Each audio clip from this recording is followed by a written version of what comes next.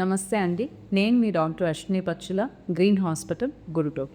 ఈరోజు మన diet and డయాబెటీస్లో మనం బొప్పాయి గురించి మాట్లాడుతున్నాం. పపయ్య యాక్చువల్గా చాలామంది ఫ్రూట్స్ అసలు తినచ్చా లేదా అనే దాని గురించి డయాబెటీస్లో ఎన్నో రకమైన డౌట్స్ ఉంటాయండి. వాటినన్నిటినీ కూడా మనం ఒక్కొక్కటిగా క్లారిఫై చేసుకుంటూ వస్తున్నాం ఈ డైట్ అండ్ డయాబెటీస్ దాంట్లో.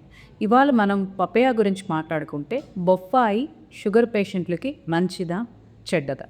సో షుగర్ పేషెంట్స్ బొప్పాయి అనే ఫ్రూట్ని చక్కగా హ్యాపీగా తీసుకోవచ్చండి. కానీ మనం తీసుకునే సమయం కానీ అంటే ఏ టైంలో తీసుకుంటున్నామో, ఎలాంటి ఫుడ్ తర్వాత తీసుకుంటున్నామో లేదా స్నాక్ టైంలో తీసుకుంటున్నామో అనేది చాలా ఇంపార్టెంట్.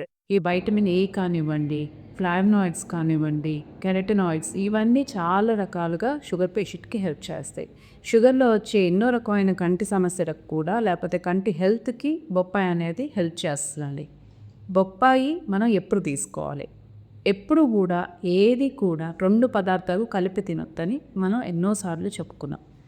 ఇప్పుడు మీరు మీల్స్ తీసుకున్నారు, 4:00 లేకపోతే స్నాక్ టైంలో లేదా మార్నింగ్ 11:00 స్నాక్ టైంలో కానీ మీరు బొప్పాయి ముక్కలు తీసుకోవచ్చు అంటే కొంచెం దోరగా పడిన బొప్పాయి ప్లస్ 2 కానీ 3 ముక్కలు ఇంత సైజుతో అంటే 2 or 3 పీసెస్ లేదా ఇంత చిన్న బౌల్లో మనం బొప్పాయి ముక్క పెట్టుకొని దాని వరకు తీసుకుంటే షుగర్ ఏమీ పెరగదండి.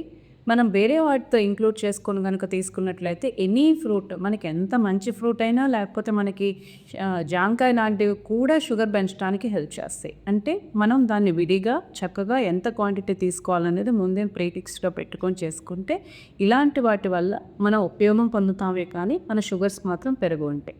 Thank you.